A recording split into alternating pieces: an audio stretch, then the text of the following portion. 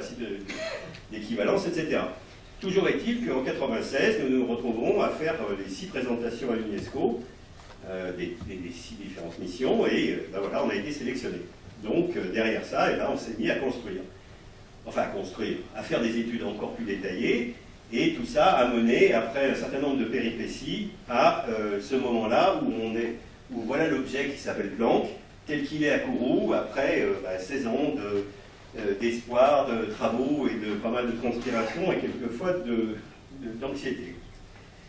Alors, je vais pas passer sur le détail de toute la construction, c'est plus, d'ailleurs je l'ai d'abord raconté déjà par le passé, c'était plus pour situer un peu le contexte des résultats que je vais vous présenter. Alors le lancement a eu lieu en 2009 de la Guyane française, le centre, le port spatial de l'espace, comme on dit, européen, qui est opéré par le CNES, là-bas. Et alors, voilà, en gros, le cahier de manip, très très abrégé.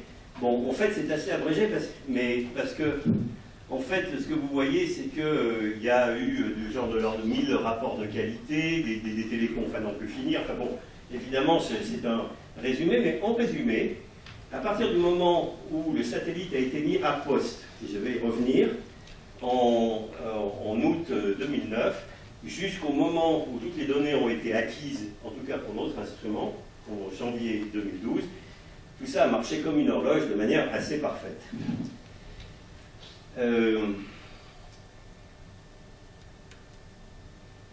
Du point de l'histoire n'est pas tout à fait terminée, étant donné que le 23 octobre, nous allons tous aller, enfin les membres des Science Team, nous allons à la salle de contrôle du centre d'opération de l'ESA à Darmstadt pour envoyer la dernière commande que Planck recevra jamais avant l'extinction totale, et le déorbitage va être transformé en morceaux inertes mis sur une orbite, etc. Et là, c'est vraiment la fin. L'année prochaine, hein. Non, là, non. Non, bah attends, c'est...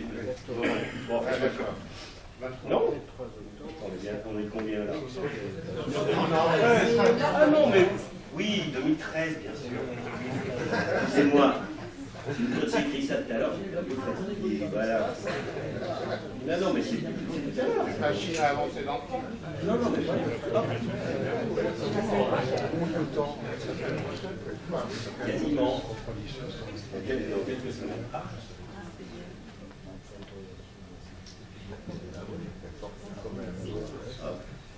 Voilà.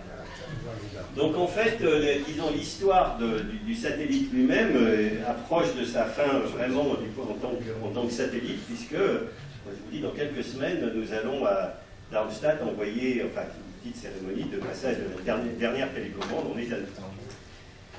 Mais le point essentiel, c'est que les instruments ont été très très stables, ce qui était une des choses nécessaires pour pouvoir être capable de mesurer de manière différente de toutes petites variations entre différents points du ciel. Alors, pour vous dire de quoi il s'agit, alors, je ne vais pas rentrer dans le détail, mais on est en train de dire qu'on veut mesurer des petites différences de température d'émission entre différents points du ciel, avec une précision qui est de l'ordre de quelques millionièmes de degrés. Tout simplement parce que les écarts entre différents points du ciel ne sont que quelques 100 millionièmes de degrés typiquement. Donc ça, c'est la précision de la mesure. Donc vous imaginez, en gros, prenez, c'est pas un thermomètre, mais c'est l'équivalent, puisqu'on mesure un flux, mais imaginez que vous prenez un thermomètre en fonction de la direction, d'accord, et vous voulez mesurer des millionièmes de degrés. Si vous tremblez, ou si votre environnement de votre thermomètre varie de plusieurs degrés, hein, ça ne va pas le faire. Évidemment, il faut que l'environnement de mesure du thermomètre soit extraordinairement stable. Donc c'est un des grands enjeux, c'est avoir des détecteurs très sensibles. Ça, on a utilisé ce qu'on appelle des volumètres, des petits calorimètres, qui transforment les grains de lumière en chaleur, d'une part, mais il faut par ailleurs s'assurer qu'ils sont dans un environnement thermique extraordinairement stable. Alors pour ça, on a fait plusieurs choses. D'abord, on l'a envoyé au point de Lagrange L2, le satellite. Alors le point de Lagrange L2, c'est un point qui est dans la direction opposée de la Terre en s'éloignant du Soleil. Alors, si vous savez peut-être, quand on va du Soleil à la Terre, on fait 150 millions de kilomètres. Eh bien, vous rajoutez un petit pourcent, 1,5 million de kilomètres, et vous êtes au point de Lagrange, qui est le point qui est d'équilibre et qui permet donc à un objet qui est situé là de tourner autour du Soleil en restant à la même distance, sous l'attraction combinée de la Terre et du Soleil. Donc on se met au point de Lagrange, c'est là qu'on a été, et puis on refroidit les détecteurs, le cœur des détecteurs, à 1/10 de degré du zéro absolu, donc 100 millicar, ou si vous préférez, en température en degrés Celsius, de l'ordre de moins 273 degrés Celsius. Okay. Donc c'est très froid, pour éviter que justement l'agitation thermique, etc., ne pollue la mesure. Et alors, quand je vous dis que la stabilité était un point très important, eh bien voilà ce qui a été mesuré. Donc ça, c'est la mesure. La plaque volumétrique, c'est-à-dire l'endroit où sont les détecteurs, ça, l'échelle, c'est de l'ordre de 0,1 millikelvin, millidegrés. Et l'échelle de temps, c'est le début de la mesure, au temps T90 jusqu'au temps 900, c'est-à-dire 900 jours. Donc pendant 900 jours, le cœur de l'instrument est resté à 0,1 K avec une stabilité qui n'a pas varié de plus de 0,1 millicar. D'accord? Donc une stabilité de l'ordre du millième à 1/10 de degré du zéro absolu. Donc c'est une assez belle performance technologique et le cœur de cette performance est dû à l'invention d'un système cryogénique qui a été fait en France au centre des recherches de très basse température, à l'époque ça s'appelait comme ça, en utilisant une technique nouvelle qui n'est pas pour rien dans le succès de Planck. Bien, donc ça c'était une petite minute de technologie, une minute qui a duré plutôt 5 ou 10 minutes, mais qui évidemment, même si j'en reparlerai pas beaucoup, ça conditionne les avancées scientifiques, la capacité à mettre en œuvre des techniques de pointe qui permettent justement d'aller mesurer ce qui n'a jamais été fait jusque-là. Alors, le résultat de base de Planck, le voilà, en bref. Alors, vous voyez 9 cartes du ciel, c'est chaque fois des cartes de tout le ciel, donc Planck regarde tout le ciel, enfin, fait une cartographie en utilisant toutes les données, qui permet de reconstituer l'émission dans toutes les directions du ciel. Vous reconnaissez le plan de la galaxie, ça, à cet endroit-là, c'est le centre galactique, et donc là sont les pôles galactiques. C'est la même représentation que de la première image que je vous avais donnée, sauf que là, au lieu de vous donner une image dans l'optique, je vous donne une image qui est plutôt millimétrique, 100 GHz, ça correspond à 3 mm de longueur d'onde. Alors qu'est-ce qu'on voit?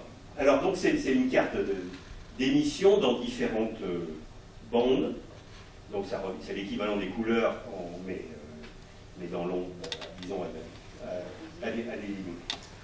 à des fréquences que l'œil ne perçoit pas, hein, puisque c'est plutôt de l'ordre du micro-ondes, mais qui, sinon, c'est une image comme une autre. Alors, la table de couleurs a été choisie de telle manière que, en fait, ce qui a une émission de corps noir, ce qui est attendu de corps noir, c'est-à-dire un spectre particulier qui correspond à un rayonnement qui a été en équilibre thermodynamique, par exemple, très tôt dans l'histoire de l'univers, donc en fait, ceux qui nous intéressent, eh bien, on a choisi la table de couleurs telle que un mécanisme d'émission qui est une loi de corps noir est la même, soit représenté par les mêmes couleurs. Et donc tout ce qui varie là, c'est quelque chose qui, a priori, n'est pas ce qu'on recherche, n'est pas ce rayonnement d'arrière-plan. Alors, par exemple, on voit très bien là qu'à haute fréquence, on est dominé beaucoup par l'émission de la poussière dans notre galaxie. C'est ce qu'on voit là. Et ça couvre d'ailleurs toute l'image, vous voyez bien qu'on voit quasiment plus la partie commune d'arrière-plan. Si vous regardez à beaucoup plus basse fréquence, l'autre extrême, en revanche, on est dominé par d'autres mécanismes d'émission de notre galaxie, qui est ce qu'on appelle le rayonnement synchrotron.